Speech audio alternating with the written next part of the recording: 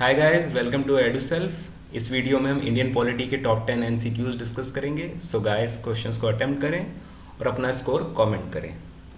First question है, under the constitution of India organisation of village panchayat is A fundamental duty, B fundamental right, C directive principle, D none of the above. So guys, इसका right answer है directive principle. Second question, who was the first Chief Justice of India? A. N.V. Raman, B. Hidayatullah, C. Harilal Kania, D. S.A. Bobde। सो इसका right answer है सी हरीलाल कन्या। NV. Raman इस समय current chief justice हैं, जो कि हमारे 48th chief justice of India हैं।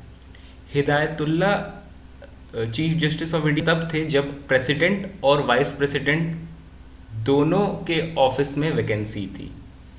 सो गाइस, जब प्रेसिडेंट और वाइस प्रेसिडेंट दोनों के हाउस में वैकेंसी होती है तो chief justice of India as a president act करते हैं। ऐसा सिर्फ एक बार हुआ है, तब Hidayatullah chief justice of India थे।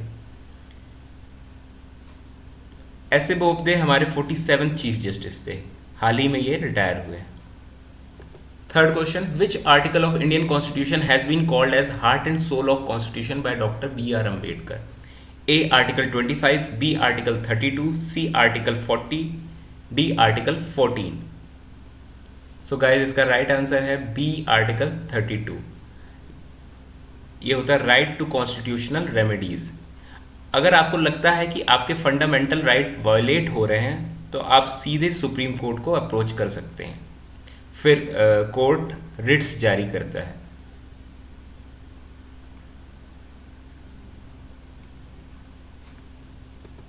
फोर्थ क्वेश्चन है, in India president is elected by A direct election, B single transferable vote system, C open ballot system, D proportional vote system.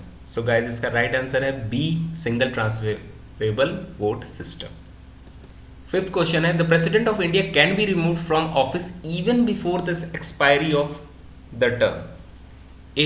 By the political party in power, B. By the prime minister, C. Through impeachment, D. Through trial by court। इसका right answer है C. Through impeachment। Sixth question, after independence in which year were the Indian states reorganized on the linguistic basis? भाषा के आधार पर।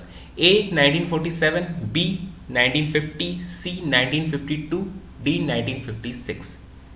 इसका right answer है D 1956।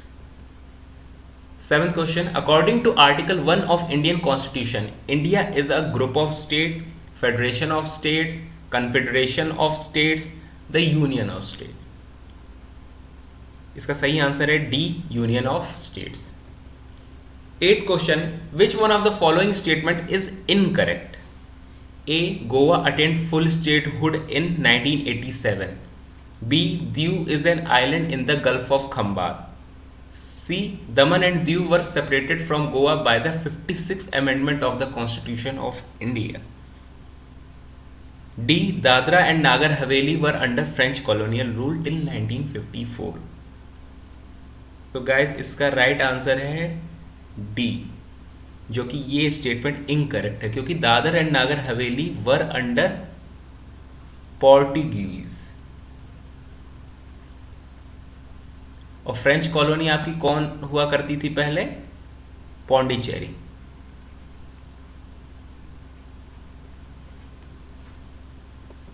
Ninth question, Indian parliament consist of A Lok Sabha and Rajya Sabha, B Lok Sabha president and council of minister, C the president Lok Sabha and Rajya Sabha, D Lok Sabha Rajya Sabha and council of minister. इसका right answer है C the president Lok Sabha and Rajya Sabha. Guys, अगर कोई सा भी bill आपके किसी भी house में लोकसभा या राज्यसभा में पास होता है तो फिर वो दूसरे हाउस में जाता है, फिर उसके बाद प्रेसिडेंट जब उसको साइन करते हैं तब वो बिल एक्ट हो जाता है, वो कानून बन जाता है। So guys, Indian parliament consist of the president, Lok Sabha and Rajya Sabha. 10th question, which of the following is not a fundamental right under constitution of India? A. Right to equality, B. Right to citizenship, C. Right to freedom, D. Right against exploitation. Fundamental right constitution के part 3 में दिए हुए हैं। Right to equality is a fundamental right, right to freedom is a fundamental right, right against exploitation is also a fundamental right, right to citizenship is not a fundamental right, ये part 2 में दिया हुआ है। So guys, अगर आपको ये video पसंद आया है तो चैनल को सब्सक्राइब करें, इस वीडियो को ज़्यादा से ज़्यादा शेयर करें। Thank you.